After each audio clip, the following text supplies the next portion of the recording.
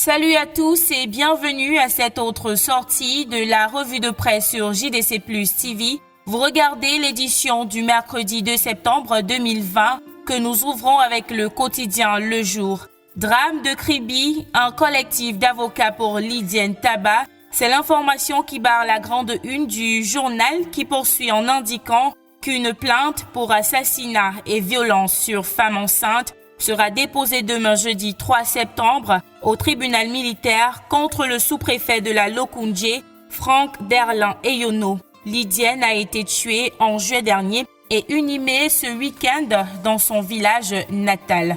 Nous restons avec Le Jour pour parler fermeture des listes électorales. Le journal écrit que cette année, il y a eu seulement 15 000 nouveaux inscrits. L'information a été donnée hier mercredi 1er septembre par le directeur général d'Elections Cameroun Elecam, Eric Essoussé, lors d'un point de presse.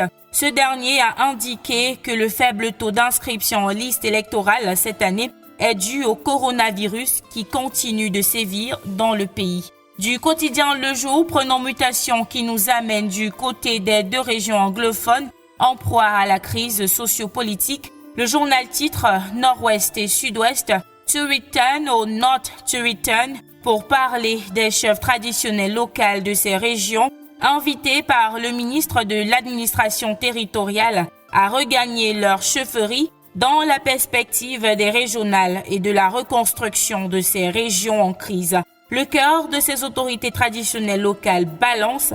Découvrez pourquoi en lisant cette édition de Mutation parue en kiosque ce mercredi. RDPC, un conseil de discipline à tête chercheuse, c'est le grand titre en une du quotidien Le Messager, paru en kiosque ce jour. Le journal de Jean-François Chanon nous fait savoir qu'en refusant de sanctionner les gros bonnets, la commission mise en place par le secrétaire général du comité central attire contre elle la foudre de certains cadres du parti qui crient à l'injustice. Retour sur ce conseil de discipline qui s'est tenu la semaine du 24 au 30 août au siège du parti à Yaoundé dans les colonnes du journal Le Messager, parution de ce mercredi 2 septembre 2020.